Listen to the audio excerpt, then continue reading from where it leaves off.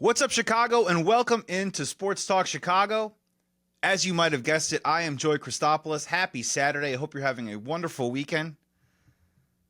Air quality's been not great. Weather's been pretty nice. And Bears preseason football takes place tomorrow. It's an exciting time. I'm taping this on a Thursday, but I kind of wanted to walk you through some of the news and notes and some of the thoughts that I've been hearing coming out of Bears training camp. I also want to go through my Bears preseason rules to help you just get through this thing as sane as possible. I've done it before. Been a Bears fan my whole life. Preseason can be incredibly tricky on the mind. It can get you ahead of your skis if you're not too careful. There's always going to be a player that flashes in the preseason that ends up doing nothing in the regular season. And we are always going to continuously have that argument of how much do you play your starters and how much do you not play your starters. We're going to dive into all that, but first I want to get into some news and notes. Let's start first with Ben Johnson, the Ben Johnson Bears. And if you're ready, the Ben Johnson Bears, what's on the menu this evening is a ton of meatballs. So get ready. Uncles out there, old school football fans, you're going to love this stuff. Because a lot of reporters put out there that just a couple of days ago, the Chicago Bears in their full pad practice had the most physical practice that they've seen since the Lovie Smith era. The most physical practice they've seen since George Halas. And look, I think this is good news for the Chicago Bears. Now, to be very fair, they did have a very close call by having this heavily padded practice. Cole Kmet got hurt. Deep contusion. Luckily avoided a serious injury. From what I understand, I think he connected legs with someone else. We've seen this happen in the NFL the last few years when a player connects with another player's leg so hard that it could snap their leg, can break their tibia, can break their fibula. It happened to Aiden Hutchinson in Detroit. So good to hear that Cole Kmet avoided serious injury. And there is a part of me, like a lot of Bears fans out there, that I think this is a great talking point for any casual Bears fan, that Ben Johnson is running a tough camp. Keep in mind it was just one practice. They had the day off the next day. And I am taping this on a Thursday, but they are going to have a joint practice with the Miami Dolphins on Friday. These joint practices in the NFL now are kind of becoming the de facto preseason games. They're more like scrimmages, but they do get an opportunity to go out there against the Dolphins, run some of their stuff without the other side knowing exactly what's coming. And you get a great litmus test to see how far Caleb Williams is in terms of how far along he is in terms of learning the offense. But everything that we've heard from Ben Johnson has been incredibly positive. Now, this is not news. In the preseason, especially with a new coach, and I've said it on previous shows, there is a little bit of a lying season going on right now. Everything's hunky-dory. Whoever the new coach is a genius, and he's leading the guys in the right direction. This is certainly true with Ben Johnson. We heard this stuff with Matt Eberflus.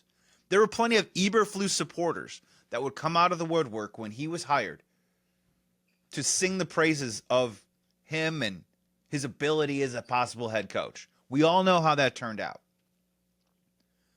So while I try to take all these things with a grain of salt, I will be honest with you, there have been a couple of things that I'm taking with 2 grains of salt, if you will, when it comes to Ben Johnson. You can just sort of tell when players get on a microphone and they're trying to say positive things, there's a lot of platitudes and there's a lot of generalities, a lot of cliches that are used. But I feel like what's been interesting is that a lot of Chicago Bears have been using some pretty detailed language about how they feel about Ben Johnson. You know, Montez Sweat on NFL Network saying that this was by far the most physical training camp that he's ever been a part of in his career, in the 7 years of his career. When DJ Moore is asked a question about, do you need to be on your P's and Q's with Ben Johnson? DJ Moore is kind of the player that likes to contemplate, think for a moment and then construct his sentence and then provide an answer. He's hitting it right away. Yes, absolutely. And then there's head coach Richard Hightower, who went out of his way to say that, hey, I worked for Mike Shanahan. I've worked with some great coaches in my time, and I can already tell you Ben Johnson is an incredibly good coach. The details, the organization, the hands-on, and the phrase that he used that I really enjoyed was that Ben Johnson goes deep on the details. And we don't know if this is going to mean anything by year's end. We don't know if Ben Johnson's going to be a good head coach after 2 or 3 years.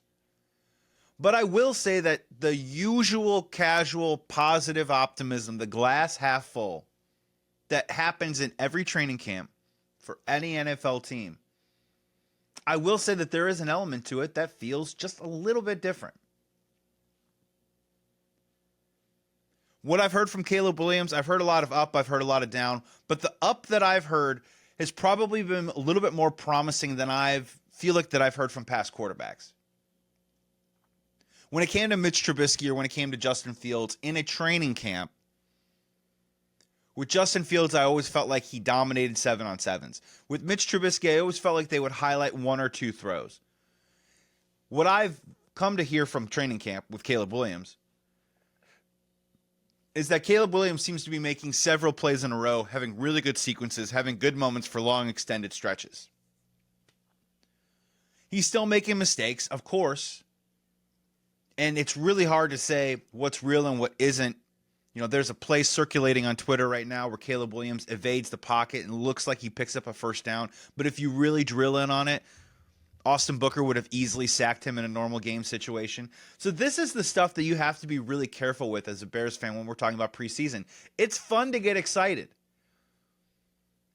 but it's easy to get overexcited. It's easy to get ahead of your skis and think that everything is going to be okay. And I've come to learn that, yes, you can see certain flashes. And of course, positive plays in preseason are always good news. But those positive plays don't automatically equate to success in the regular season. The preseason is just a different animal. It's almost like a different sport. So let's get to my Chicago Bears preseason rules. These are preseason rules that I promise you that you can abide by, stick to, and you will live a happier and more sane life. The first rule, rule number 1, the whole should they or shouldn't they play. Of course, starters, especially Caleb Williams, in his second year in a new offense, technically his first year with Ben Johnson. So this is almost a de facto rookie year. In many ways, if this was college, he might have redshirted last year. So yes, of course, it would be nice to see Caleb Williams play. When it comes to the preseason game tomorrow, yes, it would be nice to see him go through a couple of snaps, go through the operation, keep everything clean, get in and out of the huddle, and then maybe do a couple of 5-step drops and just get the ball out. Run the process and call it a day. Of course, that would be great news. And there's a lot of people, I'm sure a lot of Bears fans want Caleb Williams to play a ton in the preseason because he hasn't earned it. He has to learn the offense, so on and so on and so on. Here's what I will say, is that you have to be really careful, Bears fans. I'm trying to be on your side with this one because of all of your favorite voices, and maybe I'm one of them, and maybe I'm at the bottom of the list. All of your favorite Chicago sports voices. This is chum in the water. And I will tell you something right now.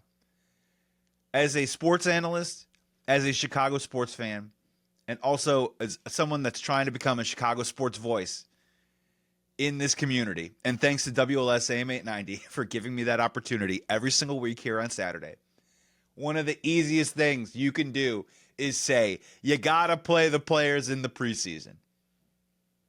2 reasons. 1, it makes you seem like a tough analyst. It makes you seem like you know football. Number 2, regardless of whether they play well or they don't play well, you saying they need to play in the preseason can inform a take sometime in the regular season. It's the easiest thing in the world. The hard thing to do as a sports analyst, in my opinion, is to say that preseason doesn't matter. And these guys really don't need to play. And whether they do play or they don't, the results really don't mean much heading into the regular season.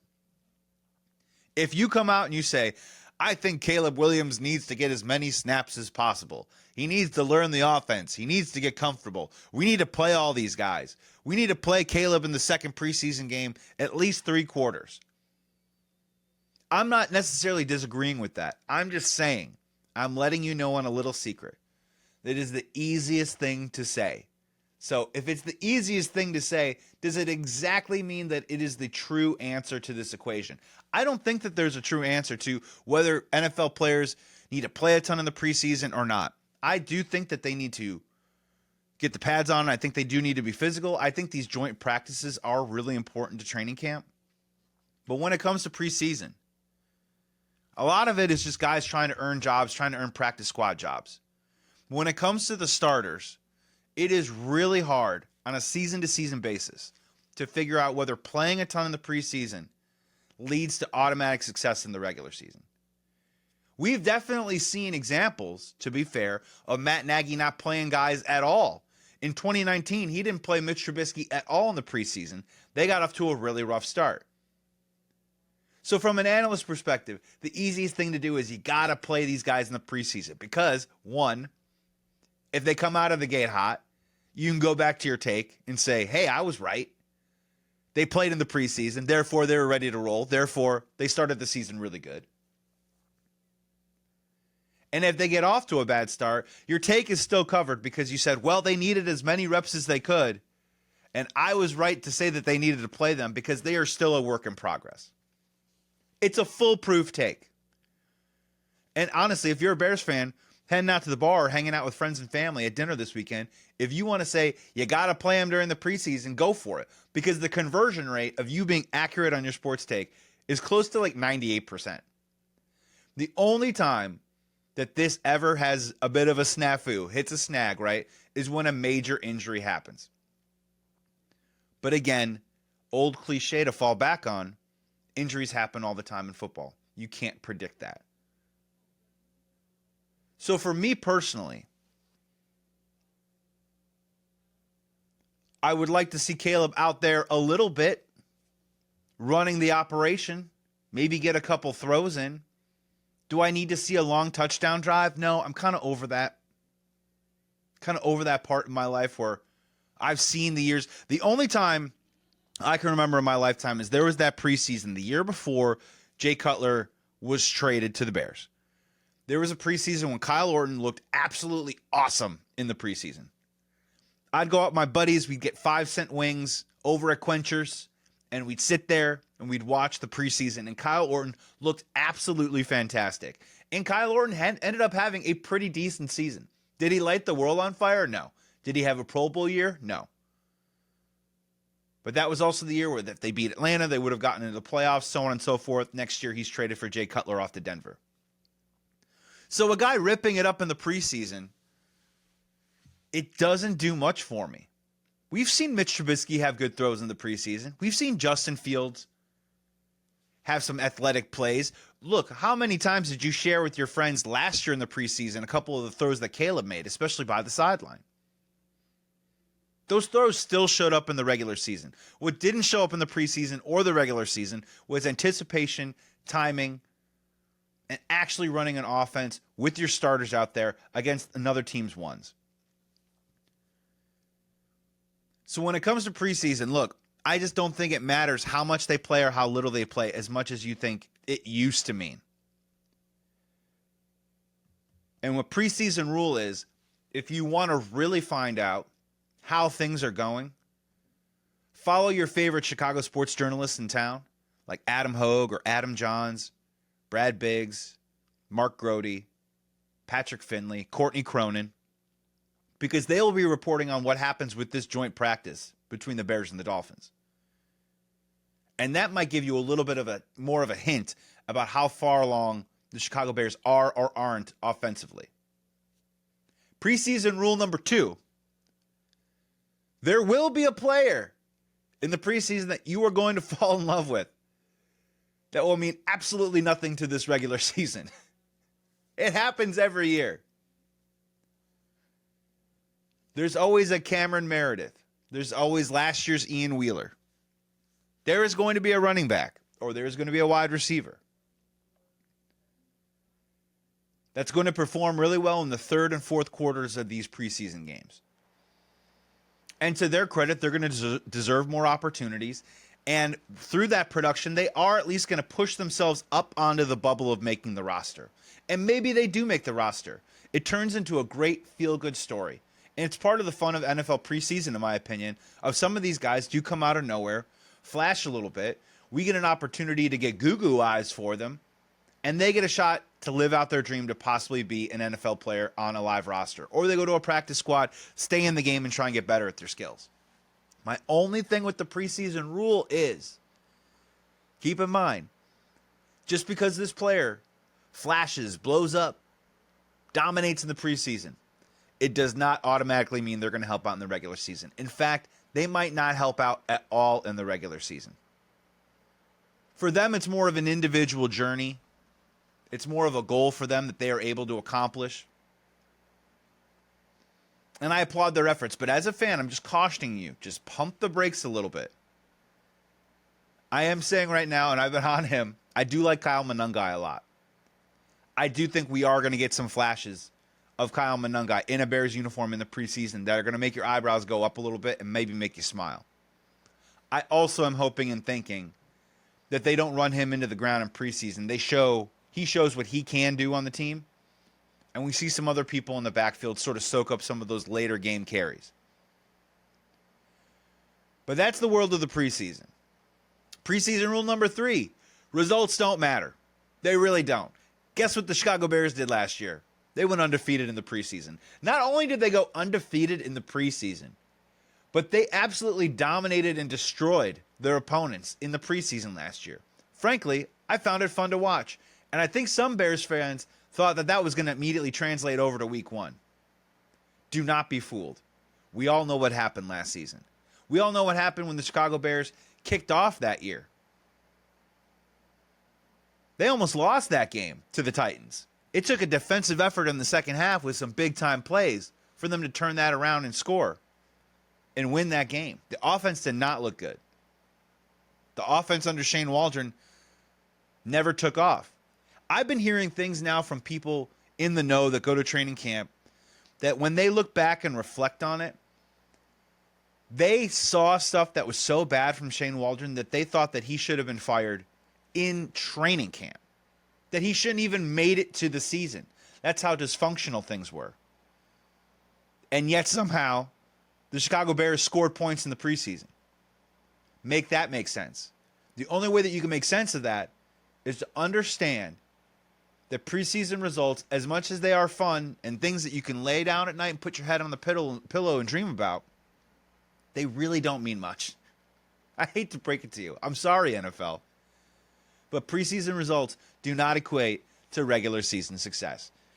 It seems obvious, but I feel like I have to put that in the rules because there are some people that really kind of take that, run with that, and then expect something right out of the gate that may not be ready-made. I'm doing my preseason rules here on Sports Talk Chicago. I'm Joey Christopoulos. It's WLS AM 890. Happy Saturday, Chicago. A couple more rules before we have to take a break. The next rule is you're going to learn a lot about the head coach during this preseason. The only caveat is, and this is the rule, is you cannot make a conclusion on anything until probably the end of the year. Sometimes when we are observing something, or sometimes when we want an answer on something, we'll make too quick of a conclusion. But I believe how Ben Johnson is handling this training camp, and also how he handles operation during preseason, is just another piece of the puzzle to answer the bigger question of, is Ben Johnson a good head coach? Can Ben Johnson be a great head coach? Can Ben Johnson be an elite head coach in the National Football League? By the end of this preseason, you will not have that answer, but you will have a piece of the puzzle that's going to help you make that determination. So again, regardless of what happens results-wise, don't walk into the regular season saying Ben Johnson is a great head coach or a bad head coach just based on preseason results.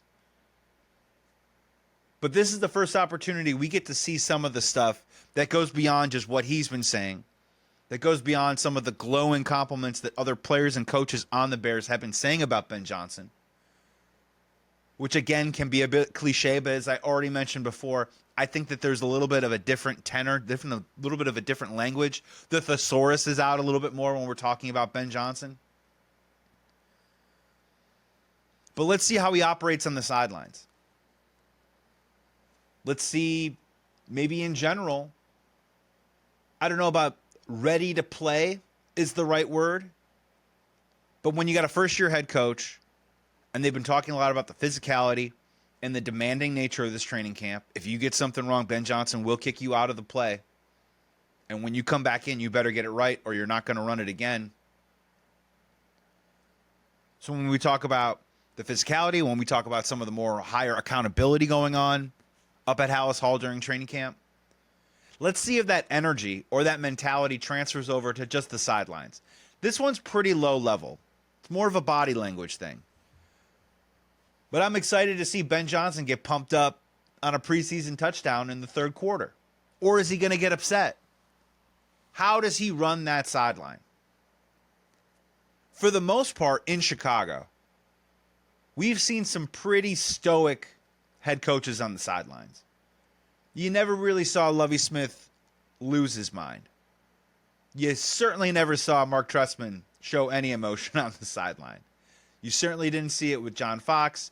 You would see a lot of it with Matt Nagy. But when things got really tight, then he got really stoic. And he began to kind of lose grip of the wheel. You can kind of tell Matt Nagy would get a little demonstrative with it to try and show that he cared. And then Matt Eberflus, sort of the same thing. I'm kind of looking for an animated Ben Johnson in the preseason.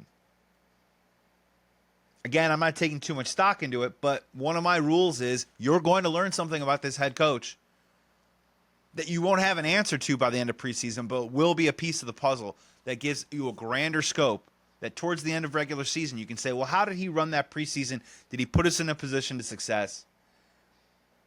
And were we right or were we wrong about how much or how little he plays his players in the preseason?